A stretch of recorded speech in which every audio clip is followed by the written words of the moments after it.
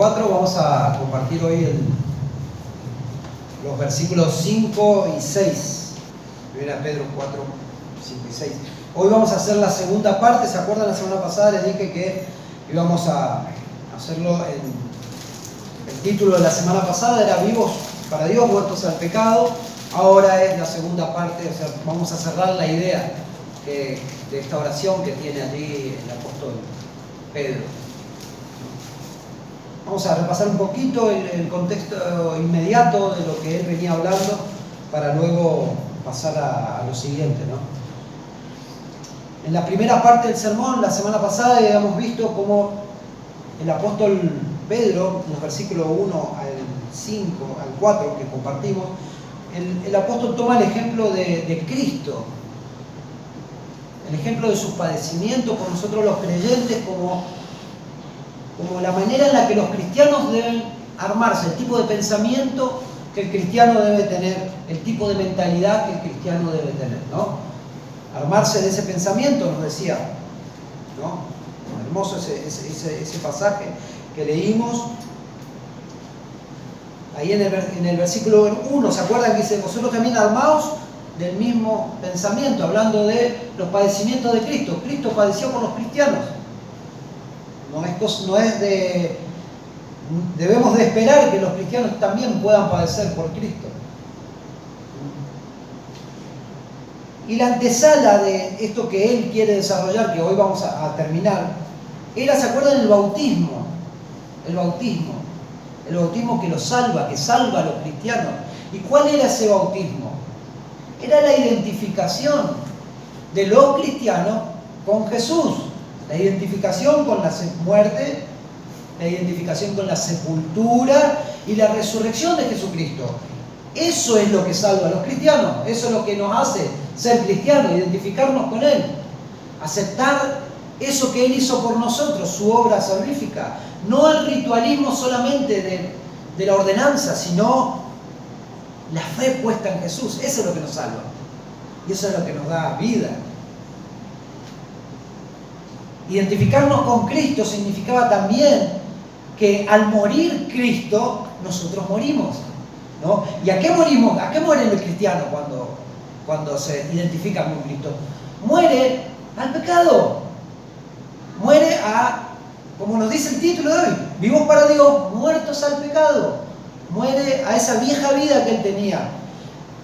¿Vive de una manera perfecta? No, los cristianos de este lado del sol son imperfectos, hasta que estemos en gloria, libres totalmente del pecado. Pero ya no es lo normal de nuestra conducta vivir en pecado, sino que hemos dado la espalda al pecado, si nos hemos identificado con Cristo. O sea que si morimos con Él, o sea, si al morir Cristo, nosotros morimos con Él. Y al resucitar Cristo, nosotros también hemos resucitado juntamente con Él. Para andar, como nos dice la Biblia, para andar en novedad de vida, andar en una vida nueva. Esa es la idea. El versículo 2, estamos haciendo un poquito de introducción para ponernos bien con la mente fresca para desarrollar estos dos versículos que son complejos también, como parte del capítulo 3. El versículo 2, ¿se acuerda? Que nos decía, para no vivir el tiempo que resta en la carne, conforme a las concupiscencias de los hombres. Significaba que el resto de vida que nos queda, no satisfacer los apetitos engañosos del pecado.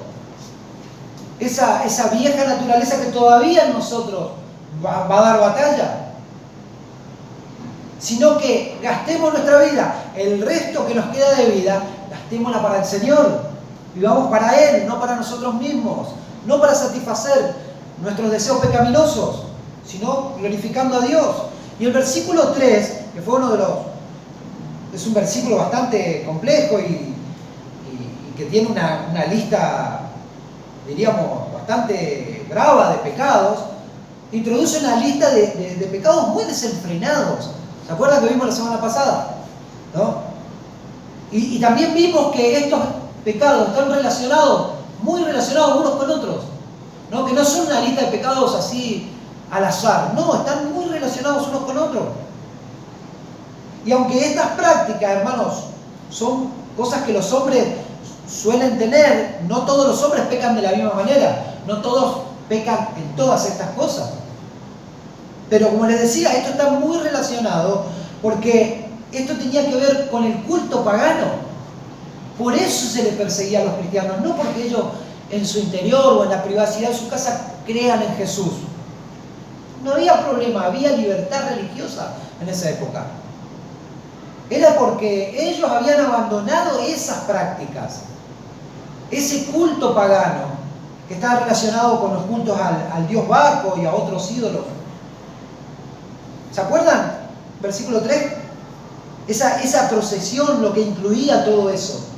Incluía desenfreno, jolgorio, alcohol. ¿Se acuerdan la palabra ahí, orgías, que nosotros siempre la relacionamos con algo obsceno en nuestra cultura? Pero en realidad el texto en el griego significaba una procesión nocturna desordenada de individuos medio borrachos. Dice, en tren de jarana que desfilaban después de una cena y mucho alcohol por las calles con música y antorcha en honor a Baco, a un ídolo y a otros ídolos más. Y que ellos dicen que iban cantando por las calles, jaraneando y andaban de festichola delante de la casa de sus amigos y amigas por toda la ciudad. Y a ellos les molestaba que los cristianos no sigan más esto, que no tengan más esta práctica. ¿Cómo? ¿Ahora qué? Ahora ustedes son mejores que nosotros. Ya no siguen más las cosas que nosotros hacemos, no festejan más como nosotros.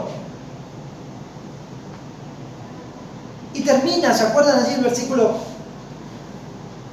3 dice, disipación y abominables idolatrías? Está claramente hablando de un culto pagano, de culto a los ídolos. Culto a los ídolos. Ese es el problema que están sufriendo estos cristianos. Y el versículo 4, para terminar el contexto, dice, a esto les parece cosa extraña que vosotros no corráis con ello el mismo desenfreno de disolución y os ultrajan. Ese es el contexto inmediato que nosotros tenemos a los versículos que vamos a leer. Los vamos a leer y vamos a pedir al Señor que nos ayude y vamos a desarrollar primeramente la palabra final, que no la vimos la semana pasada, que es ultrajan. ¿Qué es lo que le está pasando a estos hermanos que el apóstol Pedro quiere animarles? Él les está animando porque ellos están sufriendo. Están sufriendo por su nuevo estilo de vida. Están sufriendo por su identificación con Cristo. Y Él quiere animarles. Vamos a leer los versículos 5 y 6. Le pedimos al Señor que nos ayude. Dice así. Pero ellos darán cuenta al que está preparado para juzgar a los vivos y a los muertos. Porque por esto también ha sido predicado el Evangelio a los muertos, para que sean juzgados en carne según los hombres, pero vivan en espíritu según Dios. Oramos. Señor, gracias por este tiempo ante tu palabra, Señor. Nos deleitamos en ella, Señor. Nos deleitamos en tu palabra, Señor, ese aliento que ha salido de tu boca y que es vida para nosotros, Señor. Es alimento para nuestra alma, Señor. Ayúdanos a ver todas estas cosas preciosas que hay allí, Señor. Estas riquezas que saltan, Señor, de este libro precioso que tú nos has dejado. Y alimenta nuestra alma, habla a nuestras conciencias, Señor. Hablando a nuestros corazones, te lo rogamos. Para que podamos entender, Señor, los tiempos que vivimos, las dificultades que podemos llegar a enfrentar, Señor. Y saber que tú tienes el control siempre de todas las cosas. Te lo pedimos en tu nombre, Jesús. Asístenos con el poder de tu Espíritu Santo. Ayúdame, Señor, a poder transmitir estos pensamientos. Que mis hermanos, Señor, y todos los que puedan escuchar el mensaje luego, sean buena tierra para que tu palabra dé frutos. Te lo pedimos en tu nombre, Jesús. Amén. Amén. Les decía, el contexto inmediato termina con la palabra os ultrajan, ¿no? Ultrajar en el griego es la palabra blasfemeo. Blasfemeo, de donde viene la palabra blasfemia, ¿no? Esto significa hablar profanamente de alguien, injuriar, ultrajar. Y aquí en 1 de Pedro 4:4 lo traducen como os ultrajan. También se puede traducir esa palabra vituperándoos. ¿Qué significa blasfemar, calumniar, censurar? De esa manera se puede traducir esta palabra. Difamar, hablar mal, injuriar, vituperar. Esto es lo que le estaba pasando a los contemporáneos de Pedro, a los que él les escribe. Este tipo de aflicción es la que ellos están sufriendo. Y estas aflicciones venían por no seguir las costumbres de la sociedad en la que ellos vivían. Su identificación con Cristo, hermanos, lo había puesto a estos hermanos, a estas pequeñas comunidades de creyentes, los había puesto en estrecho.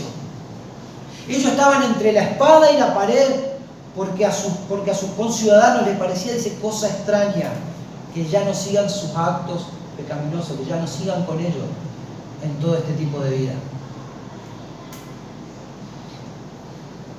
El apóstol y pastor Pedro entiende las dificultades que les apremian sus hermanos. La difamación, hermanos, el escarnio, las burlas. Y por medio de esta palabra él quiere animarles a perseverar hasta el final. Es la idea que él tiene en mente.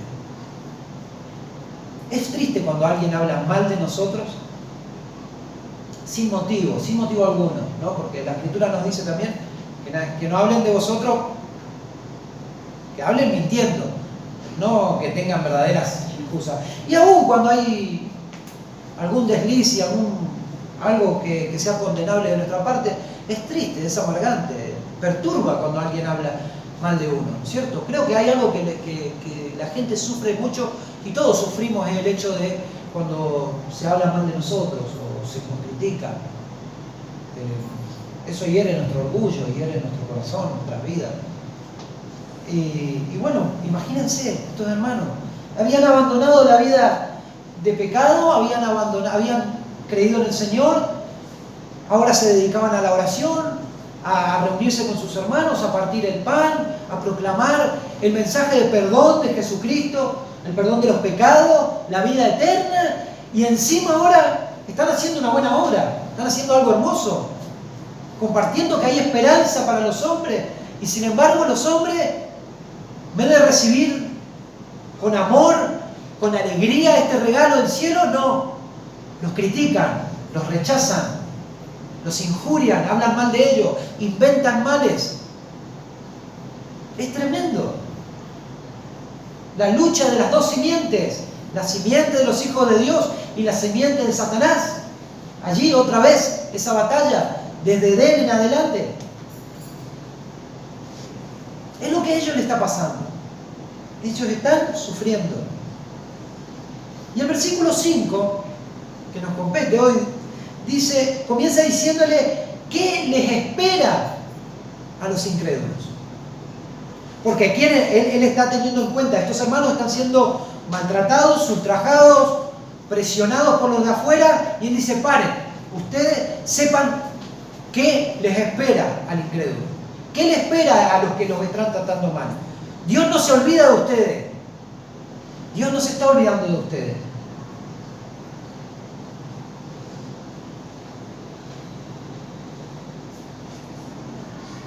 Hermanos, de este lado del sol, para toda la humanidad no hay lugar para grises. No hay lugar para casi. No hay lugares para tibiezas. O estamos con el Señor o estamos con Satanás. O somos de la luz o somos de las tinieblas. O es blanco o es negro. No hay intermedios. No hay casi cristianos. O como se dice por ahí, cristianos carnales. No, son carnales, no son cristianos. O somos cristianos, somos de Cristo o no somos de Cristo. Hay un acontecimiento, hermano, que nos aguarda a todos. Y es el momento de abandonar este mundo. Es el momento de abandonar este mundo. ¿No le da gracia a veces, o a veces escucha usted, yo suelo escuchar algunas cosas, las opiniones que el mundo tiene o las filosofías de este mundo que tienen acerca del momento en que nosotros morimos? ¿No? Algunos dicen que, bueno, tuvo una vida de loco y ahora va a descansar. No sabemos si reírnos o llorar. no van a descansar. No es que van a estar en un sueño eterno en el que solamente van a descansar, no. La Escritura no nos muestra eso. Han ofendido a Dios y han vivido su vida de una manera totalmente opuesta a la ley de Dios y por lo tanto se van a tener que presentar, como nos dice aquí. Ellos darán cuenta que está preparado para juzgar a los vivos y a los muertos. Algunos dicen que, bueno, que dormimos, que vamos a descansar. Otros dicen, los naturalistas suelen decir que, o ateos dicen que nos apagamos y que listo, se terminó, todo terminó acá. Y después hay otros que son un poco más locos, más locochones, diríamos, ¿no? Que dicen que nacemos de nuevo en alguna otra forma de vida, ¿no? Los que hablan de la reencarnación, etc.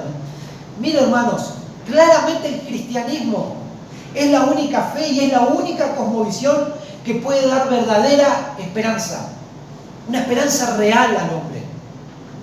Pero también es la única cosmovisión, es la única fe que trae verdaderas advertencias acerca de lo que hay luego de la muerte. ¿Y saben por qué? Como nos decía nuestro hermano hoy, si Cristo no hubiera sido introducido, si Él no se hubiera humanado, si Dios no se hubiera hecho hombre, el mundo estaría sin esperanza todavía. La fe cristiana es la única cosmovisión que da verdaderas certezas. ¿Saben por qué? Porque esto se puede probar históricamente, el método científico se puede aplicar aquí.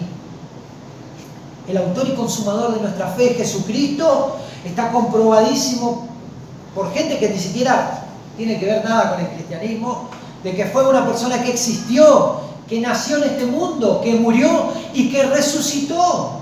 El único que resucitó de entre los muertos. Es el único que nos da palabras de vida eterna, que hay vida eterna. Que el día que partimos, que cerramos los ojos, que se apaga nuestro corazón aquí, estamos en presencia de Dios, estamos en presencia del Creador.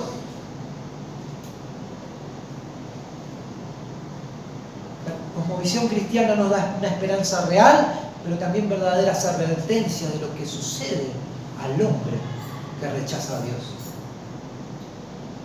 Ahora, podemos amargar mucho con esto, pero es la realidad. Pero también anunciamos conjuntamente con esto que por la fe en su nombre hay esperanza para el peor de los pecadores. El mismo apóstol Pablo decía, para mí el más grande de los pecadores. Mostró primeramente su misericordia en Él. En Él mostró su misericordia. El perseguidor de la iglesia, el que consentía en la muerte de Esteban, el que odiaba a los cristianos, ahora era el predicador del Salvador, porque la gracia llegó a su vida. Y ahora este hombre era un servidor de Cristo y sufría afrentas por Él. La fe cristiana es la única que da esperanza a este mundo que se pierde en su pecado y en la maldad. Claramente, cuando nosotros anunciamos el Evangelio y cada vez que compartimos el mensaje, tenemos que hablar de la muerte. Es el hecho más seguro que vamos a tener todos. De última, ¿qué importa cuánto podamos hacer en este mundo? ¿Qué importa cuántas posesiones podamos tener? ¿Cuántos éxitos podamos lograr? ¿Qué importa si a la hora final nos tenemos que presentar delante de Dios? Y nada de eso vamos a llevar. Lo importante es qué riqueza tenemos para con Dios. ¿Qué tesoro hemos guardado en los cielos? Hebreos 9, versículo 27 dice, y de la manera que está establecido para los hombres, que mueran una sola vez y después de esto, el juicio. Y vamos a introducir el tema de Jesús, el juez. Aquí nos dice el apóstol Pedro, pero ellos darán cuenta al que está preparado para juzgar a los vivos y a los muertos. Él dice, ellos darán cuenta. Los hostigadores de los cristianos, aquellos que están perturbando a las comunidades cristianas, van a dar cuenta. Estos que amedrentan al pueblo de Dios, los que los calumnian, persiguen, ellos darán cuenta. Y él está utilizando aquí un lenguaje tomado un lenguaje contable, diríamos, ¿no? Es un lenguaje que también utilizó el Señor. Lo utilizó allí en Mateo 12, versículo 34, cuando él está confrontando a los fariseos. Mateo 12, versículo 34 al 36. ¿Lo recuerdan? Dice, generación de víboras. Miren cómo hablaba el Señor. Dice, ¿cómo podéis hablar lo bueno siendo malos? Porque de la abundancia del corazón habla la boca. El hombre bueno del buen tesoro del corazón saca buenas cosas, y el hombre malo del mal tesoro saca malas cosas. Mas yo os digo que de toda palabra ociosa que hablen los hombres, ahí está el término, de ella darán cuenta en el día del juicio. Está usando el mismo término él. Van a dar cuenta delante del juez.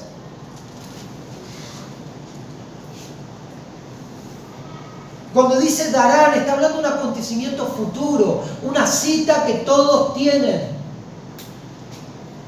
Es una cita que el hombre incrédulo va a tener delante de Dios. Por eso yo estoy muy en contra, hermanos, ustedes lo saben bien. Y creo que toda persona que diga creer en sana doctrina, doctrina de la gracia, está en contra de ese mensaje que Dios te ama y tiene un plan maravilloso para tu vida. Hermano, si no te arrepentís vas a perecer. Esa es la verdad. Y anunciamos eso. Anunciamos primeramente, antes de dar la buena noticia, anunciamos la mala. Dios es justo y no va a tener por inocente al culpable.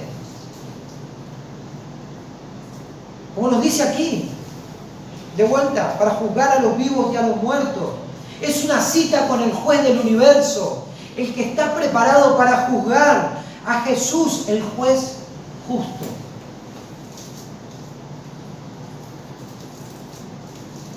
Por supuesto que esto nada tiene que ver con las caricaturas que se hacen de Jesús. Siempre es casi hippie que muestran, que vemos en la tele o cosas por el estilo. O que muchas veces desde las iglesias se presenta un Jesús prácticamente hippie. Buenito, viola. No tiene nada que ver, Él es el juez del universo. Dios le entregó a Él toda autoridad. Miren, se lo voy a probar que también Jesús es el Salvador, pero también es el juez de los hombres. Se lo voy a leer. Hechos 17, versículo 31, dice, por cuanto ha establecido un día en el cual juzgará al mundo con justicia, por aquel varón a quien designó, dando fe a todos con haberle levantado de los muertos. Tremendo. Hechos 17, 31. Juan 5, 22 dice, porque el Padre a nadie juzga, sino que todo el juicio dio al Hijo. Vemos el oficio del Señor aquí, como juez de los hombres. Segunda de Corintios 5, versículo 10 dice, porque es necesario que todos nosotros comparezcamos ante el tribunal de Cristo, para que cada uno reciba según lo que haya hecho mientras estaba en el cuerpo, sea bueno o sea malo. Hechos 10, versículo 42, aquí Pedro también. Dice, y nos mandó que predicásemos al pueblo y que testificásemos que Él es el que Dios ha puesto por juez de vivos y muertos. Tremendo, otra vez, citando lo mismo que había hablado en Hechos. Esto y unos cuantos pasajes más, hermano, había como 15 pasajes para compartirles. Ya se nos va a hacer prácticamente un estudio bíblico, si no. Esto junto con otros pasajes nos dice que Jesús es el que está como juez de los hombres en el día final. Claramente el Señor es el juez de los hombres porque Él es Dios hecho hombre. Él tuvo la experiencia humana.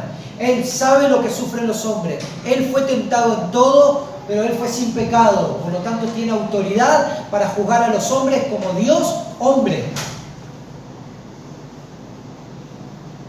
Nadie puede decirle a Dios, no, vos no entendés lo que pasamos los hombres, lo que sufrimos los hombres. Él fue hombre, fue tentado en todo. Fue tentado en todo.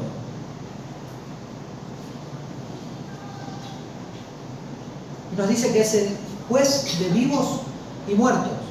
Este es un pasaje acá donde se vuelve un poquito complicado algunos términos y bueno, todos los comentaristas y estudiosos han tenido distintas posturas en cuanto a algunas partes de estos pasajes que vamos a leer. Como dice el juez de vivos y muertos,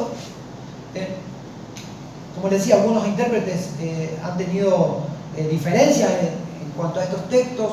Algunos lo relacionan con la posición espiritual que tienen las personas, ¿no? Los que están vivos en Cristo, aquellos al que el Señor le perdonó sus pecados, y aquellos que están muertos en su delito y pecado. O sea, de una forma, viéndolo de una manera espiritual, podría decirse. Otros argumentan aquellos que están vivos en la carne y los que ya han fallecido. Y esta es una interpretación literal con la cual yo estoy de acuerdo, ¿no? Me inclino a esa interpretación. Y lo que claramente él está diciendo, sea una u otra interpretación, es que nadie, vivo o muerto, escapará de estar frente al juez. Nadie. Vivos, muertos, sean la interpretación espiritual, diríamos, o alegórica, o la interpretación literal. Todos tienen una cita con el juez del universo. Todos. Hermanos, esto es precioso porque esto exalta la gloria que hay en el atributo de Dios, de que Dios es justo. Él es un juez justo, el cual no va a tener por inocente al culpable. La justicia de Dios, hermano, es un atributo que trae consuelo al alma atribulada. Aquellos que sufren injustamente, aquellos que tienen hambre y sed de justicia. Pensemos en nuestros hermanos, los hermanos que estamos leyendo. Ellos estaban en el gobierno de Nerón. Ese era el contexto, gobierno de Nerón. Si leemos, agarramos los libros de historia y vamos a ver los cristianos bañados en brea, empalados, alumbrando Roma, mientras se paseaba por los jardines Nerón. Usados como carne para diversión de la plebe en los coliseos. Pensemos un poco, hermanos, lo que sufrieron los cristianos y lo que siguen sufriendo los cristianos de hoy. Y lo que van a sufrir los cristianos que vengan más adelante, si el Señor no viene todavía. Porque ya la persecución está a la vista. Cualquiera que nos empezamos a informar un poquito, ya no se puede hablar porque sí nomás. No se puede decir cualquier cosa. Y claramente el mundo entero está girando hacia un ateísmo práctico y hacia una persecución. Primeramente va a arrancar, seguramente, como está haciendo ahora, hacia lo que decimos, hacia lo que profesamos, hacia lo que hablamos, para ir cercando al pueblo de Dios y quitarle los derechos, como sucedía en la antigüedad. Pensemos, esto, que Dios es justo, tiene que traer consuelo a nuestras vidas. Saber de que Dios va a traer a juicio todas las obras de los hombres.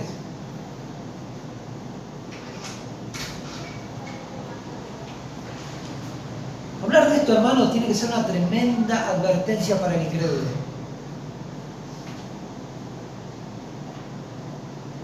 Aún para el incrédulo que se congrega. Porque también hay incrédulos que se congregan. Hay incrédulos que han pasado gran parte de su vida en la iglesia. Debemos pensar en esto. Dios va a hacer justicia. Cuando nosotros le hablamos del Evangelio a nuestros propios hijos, hablemosle de la justicia de Dios. Hablemosle de esta verdad. Un día darán cuenta delante de Dios. Que nosotros, como padres, seamos cristianos, no significa que Dios tiene nietos, hijos cristianos. Mis hijos no son cristianos porque sí nomás. Un día darán cuenta delante de Dios. Papá, mamá, a vos te digo, hablale a tus hijos de esto. No tengas temor, es la palabra del Señor. El Señor va a respaldar su palabra. Nuestros hijos no necesitan ser consentidos, necesitan ser confrontados con la realidad de que no saben qué día partirán y estarán delante del Creador. Como les decía, aunque se congregan, hayan pasado parte de su vida en la iglesia, eso no hace de que dejen de ser, no los convierte en creyentes. Es esa identificación con el Salvador, es apropiarse de lo que Él hizo en la cruz, el perdón de los pecados. Abrazarse a esa sola esperanza es la que los salva, es la que los perdona, es la que los introduce a la familia de Dios. Y ese es el mensaje que debemos compartir. No dudemos, hermanos, no temamos de hablar como son las cosas. Hermano, que Dios va a hacer justicia es una noticia aterradora. Cosa horrenda es caer en manos del Dios vivo. Cosa horrenda, dice, es caer en las manos del Dios vivo. Dios juzgará al hombre pecador. Y vos me preguntarás, pero si todos pecamos. Sí, todos pecamos, los creyentes también pecamos. Dios va a hacer justicia, sí o sí. Dios va a hacer justicia castigando al pecador en el infierno, donde hay ausencia de todo bien, donde Dios está en toda su justicia, en toda su furia y aborrecimiento contra el pecado, o también hará justicia en la persona de Jesucristo. Todos aquellos que se han acogido al sacrificio sustitutorio del Salvador han sido perdonados, y esa es la esperanza. Y esa es la doble noticia que damos. Ese es el mensaje del Evangelio. Todos los que se han acogido al sacrificio sustitutorio del Salvador fueron perdonados. Han sido limpiados de sus maldades de una vez y para siempre. Han sido puestas las cuentas del pecador a cuenta de Jesucristo. Es un intercambio glorioso, precioso. Gloria a Dios por eso. Gloria a Dios por los de ustedes que hayan creído y se hayan apropiado de esto y vivan de esto. Gloria a Dios por eso. Pensemos, hermanos, en esto. Nuestro mensaje debe contener estas dos cosas. No podemos predicar solamente perdón, perdón, perdón y amor. Un día daremos cuenta delante del Señor. Y el incrédulo también. Y es una buena advertencia. A veces el temor lleva a considerar a las personas. El temor a la muerte nos puede llevar a considerar a Dios. Versículo 6 nos dice: porque por esto también ha sido predicado el Evangelio a los muertos, para que sean juzgados en carne según los hombres, pero vivan en espíritu según Dios. Bueno, este es uno de esos pasajes complejos, de difícil interpretación. Normalmente usted va a anotar en su Biblia, lea si puede en su Biblia, y si tiene concordancia su Biblia va a ver que la concordancia lo lleva al 3.19. Y aunque en el griego son diferentes y no tienen el mismo significado, en la mayoría de las Biblias he visto, en varias versiones que tengo, que la concordancia te lleva al 3.19. Muchos le atribuyen este pasaje un paralelismo con el 3.19, ¿se acuerdan? El que dice: de la cual también fue y predicó a los espíritus encarcelados. Ese pasaje difícil de interpretar. Y hermanos, está más que claro, y vamos a hacer otra vez la aclaración, está más que claro que Jesucristo no fue a dar una segunda oportunidad a los hombres antes del diluvio, ¿no? Habíamos estudiado esto y lo teníamos claro. Que tampoco fue a predicar a los creyentes del Antiguo Testamento que esperaban la venida de Cristo. Ellos que habían muerto y estaban esperando al Salvador. No. Bajo ningún punto de vista, hermano, podemos afirmar que luego de la muerte hay una segunda oportunidad de arrepentimiento. Ni en la antigüedad, ni ahora. Está determinado que los hombres mueran una vez, después de esto, el juicio.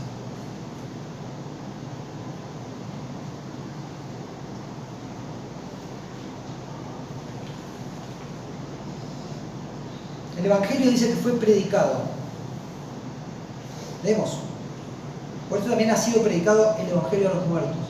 Dice que el Evangelio fue predicado. Ahí está, predicado está puesto en el tiempo pasado. Y nos hace referencia. Lo bueno es que aquí no hace referencia a quiénes le fue predicado. Claramente son estas personas, pero no dice quiénes serán estas personas, ni bajo qué circunstancias. Solamente sabemos que a estos se les predicó el Evangelio y que ahora estas personas están muertas. Que ahora están muertas. Otra de las cosas que suele causar confusión en este texto es que Pedro utiliza la palabra muertos, ¿no? No sabemos por qué él quiso utilizar este término, pero tenía la libertad de hacerlo. Estaba inspirado por el Espíritu Santo, ¿no? Él quiso utilizar esta palabra muertos y no como Pablo, que había utilizado a los que duermen. ¿Se recuerdan? Que Pablo dice a los que duermen. A estas personas que murieron ya se les había anunciado el Evangelio. Y dice, para que sean juzgados en carne según los hombres. Claramente algunas personas ya han sido juzgadas por los hombres, estos hombres pecadores, y ya murieron en el contexto del gobierno de Nerón. Estas cosas eran habituales. Los cristianos estaban puestos en estrecho por su conducta moral. Ellos habían escapado de una vida de pecado y ahora vivían para Dios y no podían, había una incompatibilidad con la sociedad de ese momento. Había una incompatibilidad.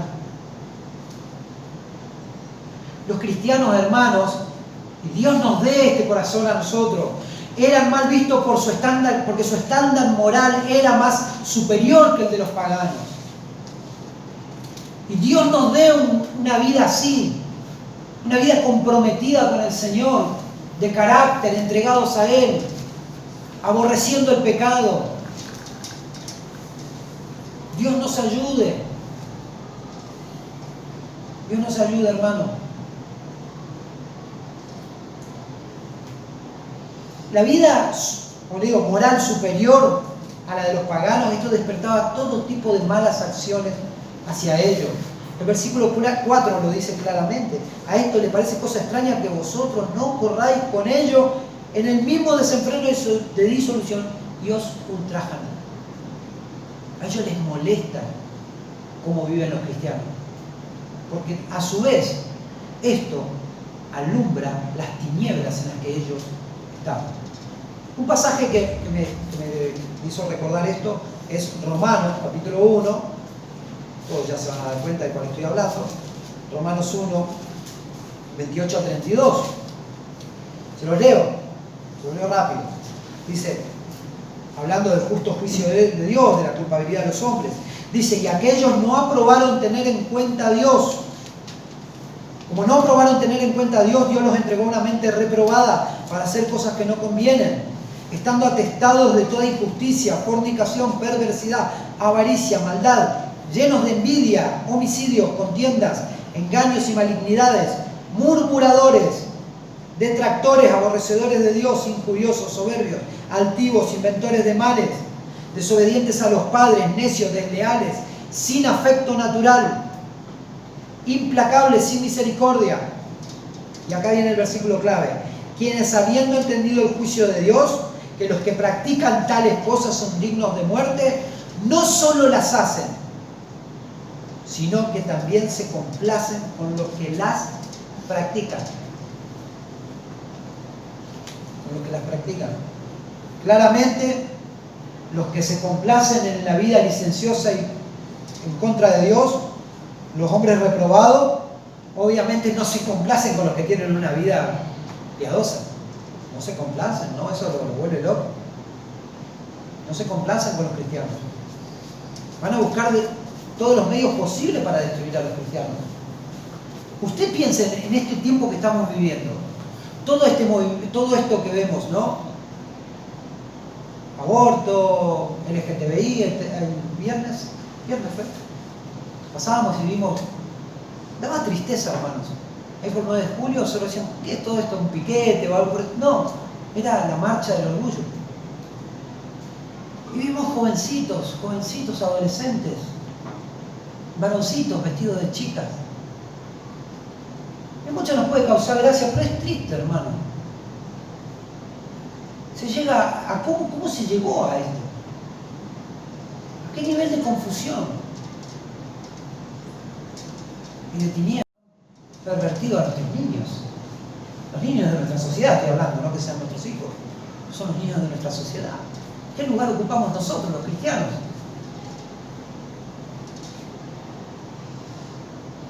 Claramente esto es, este avance de esta depravación moral, hermanos, es un avance contra el cristianismo. Fíjense lo que dicen. El otro día creo que todos lo pudieron ver en un programa de noticias que estuvo Cynthia Houghton y Victoria Donda, la ministra del INADI, justamente la que no tendría que discriminar, discriminando públicamente delante de toda la Argentina, diciéndole a esta, creo que es diputada, no sé, Cynthia Houghton, ex diputada, diciéndole fanática religiosa. Tremendo, hermanos. Lo que estamos viendo no es un avance de libertad, es un avance en contra del cristianismo, en contra de todo lo que se llama Dios. Es el mundo revelado contra Dios. Quiten a Dios de nuestra sociedad, están diciendo. A gritos lo están pidiendo. Nosotros queremos hacer lo que queremos. Somos libres de Dios. Hermano, y la iglesia tiene una gran responsabilidad. Cada uno de nosotros vamos a hacer la conciencia de esta sociedad. Nosotros somos los que tenemos que proclamar el mensaje del Evangelio, porque en él hay esperanza. Aún para cualquiera de estos hombres, porque también nosotros éramos como cualquiera de ellos, y algunos peores.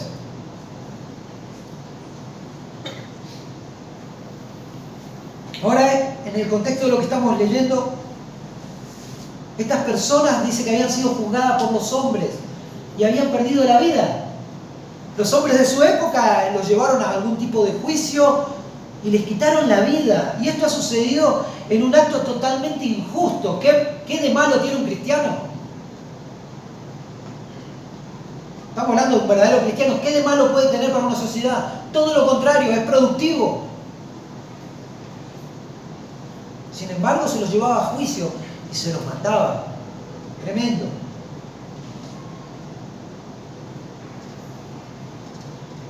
Por eso Pedro dice en el versículo 1 del capítulo 4, puesto que Cristo ha padecido por nosotros en la carne, vosotros también armados del mismo pensamiento.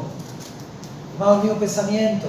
Está muy claro que los discípulos no son mayores que el maestro, y así como persiguieron al maestro y lo difamaron, así va a ser con nosotros. Al Señor lo llevaron al juicio más escandaloso de la historia. No hubo otro caso en el que se lleve a juicio de noche como el del Señor.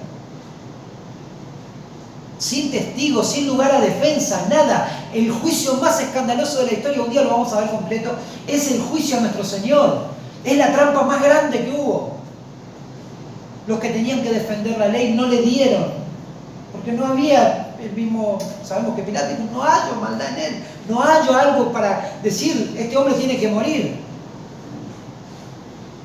Así que no hay de sorprenderse cuando los cristianos sufren, cuando los cristianos son perseguidos, no es algo extraño, es algo que va a pasar. Si sucedió con el Señor, con sus discípulos seguramente va a suceder. Bueno, vamos a decir algunas cosas acerca de esto. Lo que creo que más debemos hacer es recordar las palabras del Señor a sus discípulos. Mateo 10:28 dice, y no temáis a los que matan el cuerpo, mas el alma no pueden matar.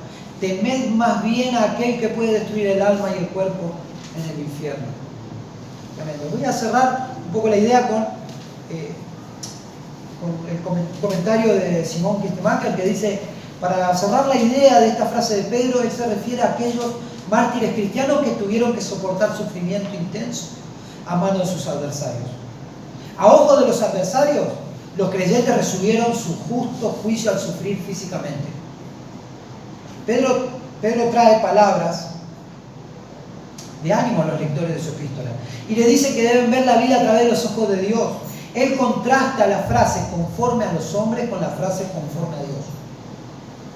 Los adversarios de los mártires cristianos creían que al castigar a los creyentes hasta el punto de su muerte estaban derrotando a los cristianos, pero no sabían que ante los ojos de Dios los creyentes siguen vivos en el Espíritu. Los demás creyentes, al observar la injusticia que sufrían estos mártires, no debían desalentarse. Ante los ojos de Dios, hermanos, los creyentes siguen viviendo en el Espíritu. Porque el Espíritu dice que vuelve a Dios quien lo dio, Eclesiastés 12:7. ¿Lo recuerdan? El polvo al polvo y el Espíritu a Dios que lo dio. Y es, por lo tanto, cada uno de los creyentes que muere en Cristo es inmortal. Pasa a la presencia de Dios. Tremenda esperanza. Para cerrar el sermón de hoy y este estudio, voy a citar un libro que normalmente dentro de las iglesias evangélicas no citamos. Es uno de los que nosotros llamamos libros apócrifos o los deuterocanónicos, los que están aparte del canon, ¿no? Es el libro de sabiduría, si alguno tiene alguna Biblia católica por ahí en la casa, pero para esta literatura, que no está dentro del canon bíblico, y lo vuelvo a afirmar, no es parte del canon bíblico, fue parte de la literatura cristiana de los primeros siglos, incluso Martín Lutero, Juan Calvino, muchos, Agustín, todos ellos citaban estos libros, no como autoritativos, pero sí como parte de una literatura cristiana, ¿no? Quería cerrar, como les decía, con un pasaje de este libro, el libro de sabiduría. Se llama el libro de sabiduría de Salomón. No se sabe quién es el autor, es intertestamentario, estaba entre el 130 al 170 a.C. y, como les decía, este libro ha sido parte de la literatura cristiana de las iglesias tradicionales, iglesia ortodoxa, parte de las iglesias protestantes, anglicanas, etc. Y lo quería citar por el paralelismo que tiene con lo que dice Pedro, ¿no? El libro de Sabiduría 3, capítulo 3, versículo 1 al 6, dice lo siguiente, y usted va a notar el paralelismo, ¿no?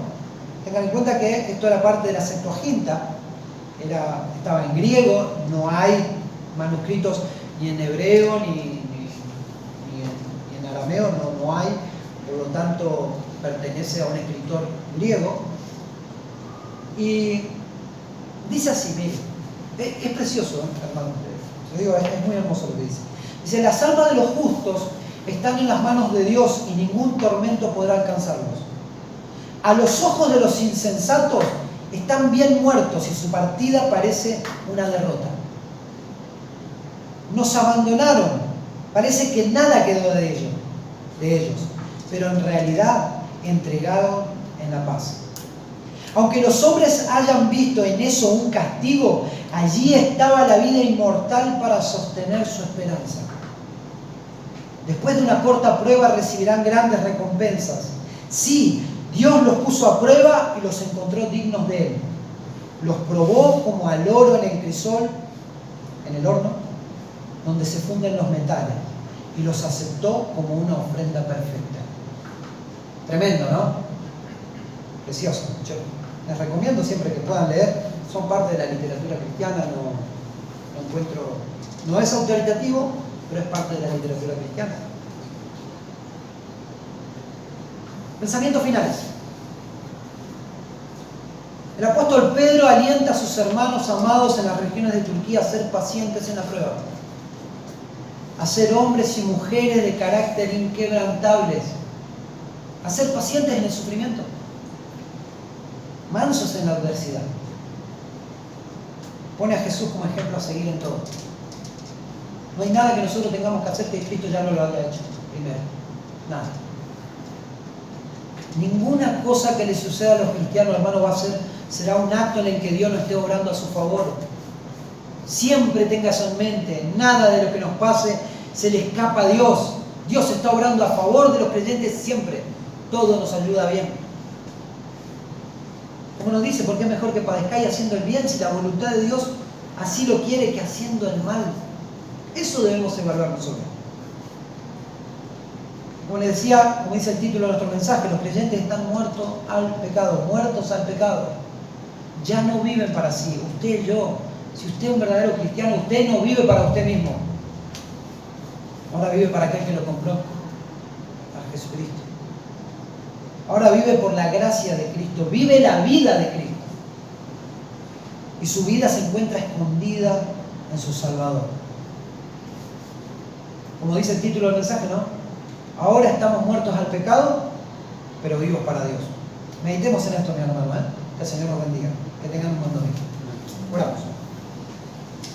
Amado Padre Celestial, te damos gracias por tu palabra, Señor, por este estudio que podemos tener, Señor. Qué hermosa que es tu palabra, Señor. Cuántas cosas podemos sacar de aquí, Señor, y cobrar aliento. en nuestras adversidades, en nuestras luchas que no son comparables, Señor, con las que han tenido nuestros hermanos de la antigüedad. Pero sin duda todos pasamos dificultades y luchas, Señor.